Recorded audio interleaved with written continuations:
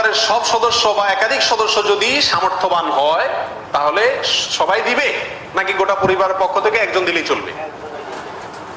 নবী আলাইহিস সালাম থেকে এক্ষেত্রে একটা হাদিস বর্ণিত হয়েছে, যেটা একটু আগে আপনাদেরকে শুরুতে আমি শুনেছি, মুসনাদ আহমদে বর্ণিত হয়েছে এবং আরো অনেক হাদিসের কিতাবে কাছাকাছি হাদিস বর্ণিত হয়েছে। নবী আলাইহিস সালাম বলেছেন যে প্রত্যেক পরিবারের উপরে একটি কোরবানি জরুরি, প্রত্যেক পরিবারের উপরে উযহিয়াতুন, একটি কোরবানি জরুরি।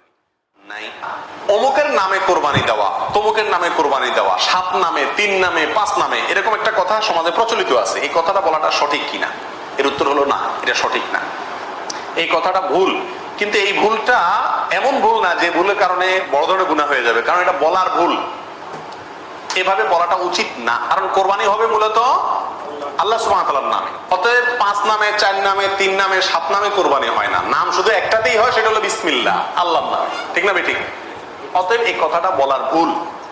এখানে বলতে হবে 7 জনের পক্ষ থেকে, 3 জনের পক্ষ থেকে, বা 3 শরিক, 5 শরিক, 5 শেয়ার, 5 ভাগ, এভাবে বলা যেতে পারে।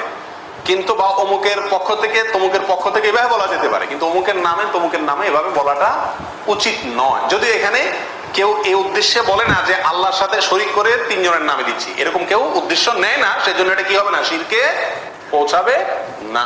তারপর এভাবে না বলাই উচিত এবং উত্তম, নিরাপদ। কোরবানির গোশত কিভাবে বন্টন করবেন, কয় ভাগ করবেন? এর উত্তর হলো কোরবানির পশু 3 ভাগে বন্টন করা উলামা ইকরাম মুস্তাহাব বলেছেন। কিন্তু কোন হাদিসের ক্ষেত্রে আলাদা করে এভাবে নির্দেশ করা হয় যে 3 ভাগ করতে হবে। আল্লাহ কোরআনে বলছেন যে ফাকুলু মিনহু, তোমরা কোরবানির পশু থেকে নিজেরা খাও, ওয়া তাইমু আল কানিআ ওয়াল মুতাররা, ধনী গরিব সবাইকে দাও। তাহলে ধনী গরিব 2 ভাগকে দাও, আবার নিজে খাও, 3টাই হয়ে গেল। এখানে আয়াত থেকে 3 ভাগ মোটামুটি ভাবে ইঙ্গিতে বোঝা যাচ্ছে, কিন্তু এটা কোনো জরুরি কিছু না।